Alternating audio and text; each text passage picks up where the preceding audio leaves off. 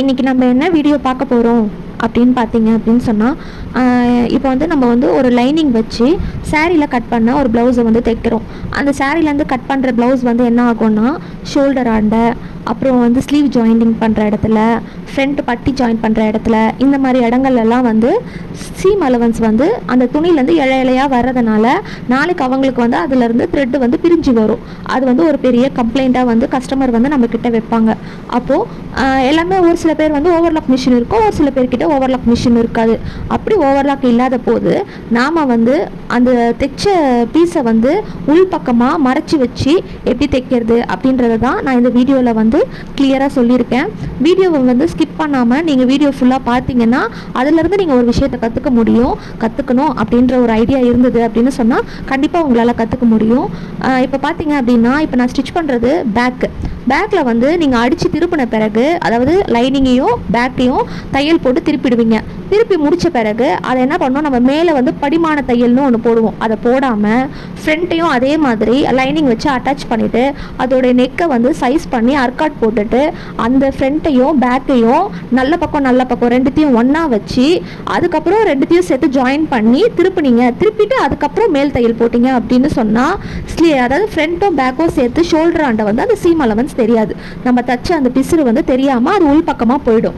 அதுக்கப்புறமா பேக்கையும் ஃப்ரண்ட்டையும் சேர்த்த மாதிரி மேலே படிமான தையல், இப்போ நான் போட்டுட்டு இருக்கேன் பார்த்தீங்களா, இந்த மாதிரி படிமான தையல் போட்டுட்டு அதுக்கப்புறம் பார்த்தீங்க அப்படின்னு சொன்னால் அப்படியே இந்த ப்ளவுஸை வந்து படிமான தையல் போட்டு முடித்த பிறகு ப்ளவுஸை அப்படியே ரிவர்ஸில் திருப்பி நம்ம ஜாயின் பண்ணுவோம்ல, எப்போயுமே ஆஸ் யூஷுவல் லைனிங்கும் மெயின் கிளாத்தையும் வச்சு ஜாயின் பண்ணி ஒரு தையல் போடுவோம் இல்லையா, அந்த தையல் போட்டு எடுத்துக்கோங்க.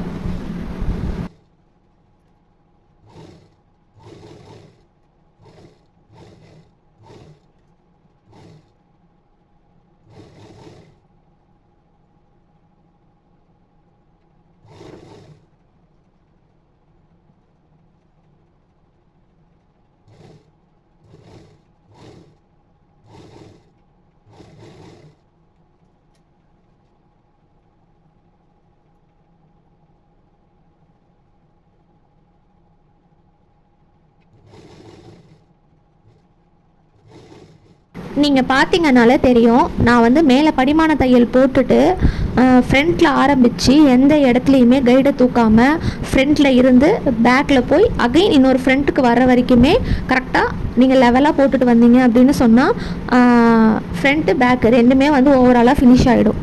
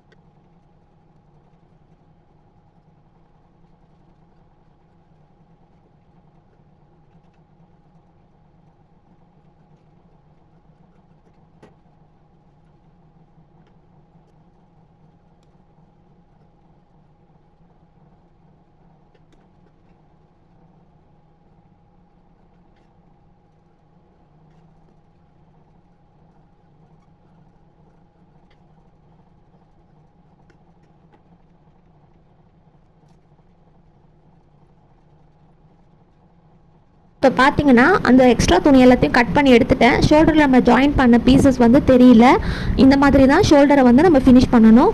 அடுத்து நம்ம வந்து பட்டி பீஸ் எப்படி ஜாயின் பண்ணுறது அப்படின்னு சொல்லி நான் சொல்கிறேன். இப்போ பார்த்தீங்கன்னா ஃப்ரண்ட்டில் வந்து அந்த 3 டாட் வந்து பிடிச்சிடுறீங்களா, 3 டாட் பிடிச்ச பிறகு லைனிங் கிளாத்தை கீழே வச்சுக்கணும் நான் வைக்கிற மாதிரியே. அதுக்கப்புறம் பார்த்தீங்கன்னா மெயின் கிளாத்தை வந்து மேலே, அதாவது உள் பக்கமாக திருப்பின மாதிரி வைங்க, ராங் சைடு உங்களை பார்த்த மாதிரி தெரியணும்.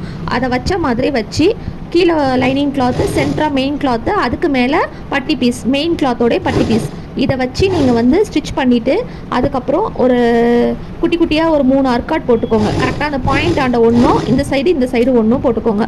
போட்டுக்கிட்டு அதுக்கப்புறமா ரெண்டுத்தையும் சேர்த்த மாதிரி மேலே ஒரு தையல் போட்டிங்க அப்படின்னு சொன்னால் நீங்கள் வந்து கரெக்டாக வந்து உங்களுக்கு அந்த சீம் அலவன்ஸ் தெரியாமல் அது உள்ளே போய் கவர் ஆகிடும்.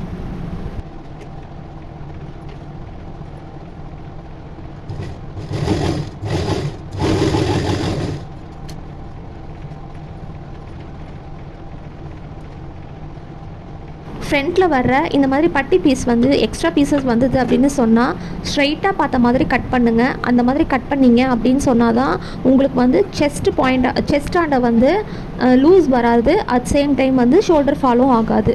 கட் பண்ணும்போது இந்த மாதிரி சேமாக வச்சு கட் பண்ணுங்கள், இல்லைன்னா ப்ராப்ளம் வரும். ரெண்டாவது பட்டி பீஸ் வந்து பேக்கை வச்சு பட்டி பீஸை வச்சு கட் பண்ணி அடித்து திருப்பினீங்க அப்படின்னு சொன்னால் உங்களுக்கு அப் அண்ட் டவுன் ப்ராப்ளமும் வராது.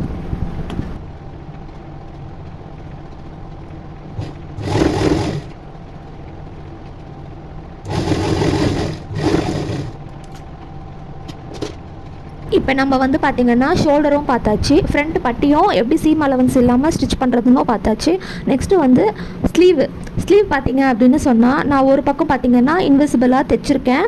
அதாவது அதுதான் இந்த பக்கம் வந்து நம்ம ஸ்டிச்சிங் மார்க் தெரியாமல் இருக்கிறதுக்காக அந்த நூல்லாம் இளைஞ்சு வர்ற இடமே பார்த்திங்கன்னா ஸ்லீவில் தான். அதுதான் ரொம்ப அதிகமாக இளைஞ்சி வந்து அந்த இடமே பார்த்திங்கன்னா தைச்சது வந்து அப்படியே தெரியும். நூல் வந்து விட்டு போய் அந்த ப்ளவுஸே வந்து வேஸ்ட்டாக போயிடும்.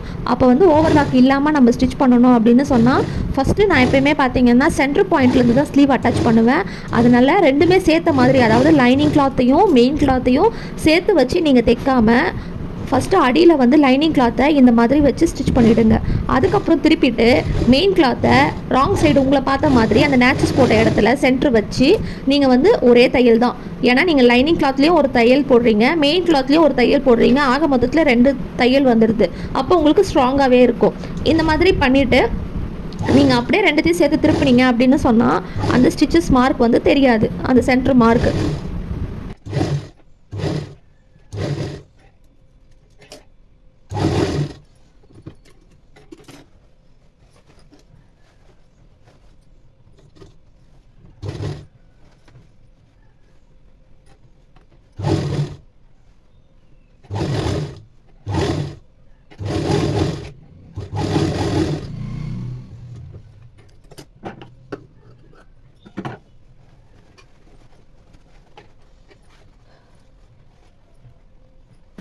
இப்போ பார்த்தீங்க அப்படின்னு சொன்னால் நம்மளுக்கு வந்து ஸ்லீவை வந்து ஜாயின் பண்ணிவிட்டு அதோடைய சீம் அலவன்ஸ் தெரியாமல் நம்ம வந்து இன்விசிபிளாக வச்சு தைச்சிட்டோம். கீழே பாட்டமில் வந்து எப்படி அடித்து திருப்பணும் அப்படின்னா லைனிங்கில் ஒரு 1/4 இன்ச் உள் பக்கமாக மடித்த மாதிரியும் ஸ்லீவ்லேயும் 1/4 இன்ச் வந்து உள் பக்கமாக மடித்த மாதிரியும் இந்த மாதிரி இப்போ நான் பண்ணுறேன் பாருங்கள். அதாவது லைனிங்கையும் 1/4 இன்ச் உள் பக்கமாக மடிக்கணும், ஸ்லீவையும் 1/4 இன்ச்சு அதே மாதிரி உள் பக்கமாக மடித்து கொஞ்சம் கொஞ்சமாக ஸ்டிச்சஸ் போட்டுக்கிட்டே வந்துருங்க.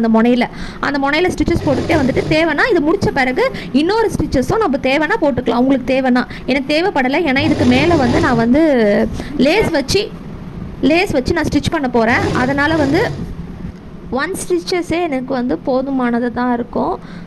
ஒரு தையல் நான் போட்ட பிறகு லேஸ் மேலே நான் போடுறதுனால கண்டிப்பாக எனக்கு 3 தையல் சேர்ந்த மாதிரி வந்துடும். இங்கே எதுவும் லேஸ் வைக்க போகிறது இல்லைன்னா கண்டிப்பாக 2 தையலாக சேர்த்த மாதிரி போட்டுக்கோங்க. நல்லாயிருக்கும். நீட் ஃபினிஷிங், லுக்கிங் வைஸ் ரொம்ப சூப்பராக இருக்கும். அடுத்து நம்ம என்ன பார்க்க போகிறோம் அப்படின்னா சைட் ஜாயினிங். நம்ம சைடில் வந்து ஒரு 4 தையல் போட்டு ஜாயின் பண்ணி முடிச்சிடுவோம். ஆனால் அந்த சைடில் என்னென்னா நூல் பிரிஞ்சு வரும். லாஸ்ட்டு ஃபினிஷிங் டச்சே இது தான். அப்போ என்ன பண்ணணும்னா ஓரளவு ஒரு வந்து 3/4 இன்ச் வந்து நல்லா சைஸ் பண்ணிவிட்டு சிசரை வச்சு நல்லா தைச்சிட்டு அதை என்ன பண்ணணும் அப்படின்னா பின்னாடி இருக்கிற துணியையும் உள்பக்கமாக மடிக்கணும், மேலே இருக்கிற துணியையும் ஆப்போசிட் சைடாக மடிக்கணும். மடித்து இப்போ நான் பண்ணுறேன் பார்த்தீங்களா, அந்த மாதிரி ரெண்டுமே உள்ளுக்குள்ளே வச்சு மடிச்சுட்டு அது மேலே பொறுமையாக தையல் போட்டுக்கிட்டே வந்துட்டீங்க அப்படின்னு சொன்னால் ஓவர்லாக் பண்ணணுன்ற அவசியமும் கிடையாது. ஃபினிஷிங்கும் சூப்பராக இருக்கும்.